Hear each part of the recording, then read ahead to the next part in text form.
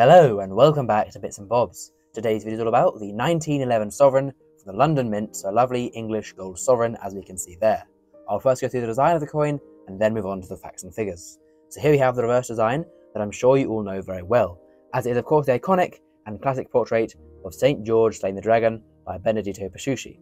We see St. George there on horseback, with a helmet, cape and sword in hand, with the horse there he's on its hind legs, the dragon underfoot, ready to end the job as the famous story goes. Below the sort of land they're on is the date of the coin, 1911, the first ever King George V gold sovereign, and then to the side of that is the letters BP, of course the initials for Benedetto Pesciucci, the designer of this classic design. Around the rim we can see milling to the edges. This is there to stop the coin being clipped or shaven, and therefore no gold can be stolen from the coin. Of course people could profit from the coin if they could clip off any of the gold and sell it on. So there's the reverse. Now moving on to the obverse, we can see a portrait of King George V, as I say, the first year it was issued, and it was done by Bertram McKennell, whose initials BM can be seen there on the truncation of the king's neck. He faces to the left with no crown and no laureate. Around him is an abbreviated Latin legend.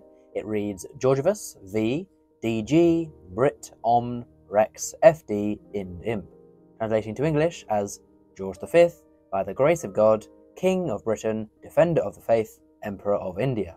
So there we have all of his titles as king and monarch, and then again referencing how he has been chosen by God to rule, so it's God's will for him to be the king at this time. So there is the design of the coin, and we'll now move on to the facts and figures of the 1911 gold sovereign. A coin minted at the Tower Hill Mint in London, where the Royal Mint was based between 1810 to 1975. The coin is composed of 0.917 gold. This is 91.7% pure, or known as 22 karat gold, for the purity and fine gold content in this coin. The weight of the gold sovereign was set in law in 1817 to 7.98 grams, as it's still struck to that standard today, with the diameter, again in law, at 22.05 millimeters. So a very precise coin. This one has a mintage of 30,044,105, so a very, very common date, many tens and tens of millions made, so not really a rare issue of gold sovereign. The sovereign coin being worth 240 pence, which was 20 shillings, which was £1. So back then, a £1 coin was a nice gold sovereign. And back in 1911, the coin was made, one sovereign was equal to £147.62 today. So it wouldn't have been a small change coin as a pound is today.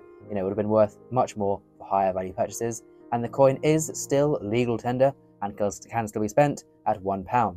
However, I would recommend not doing this, as of course it has a value much higher.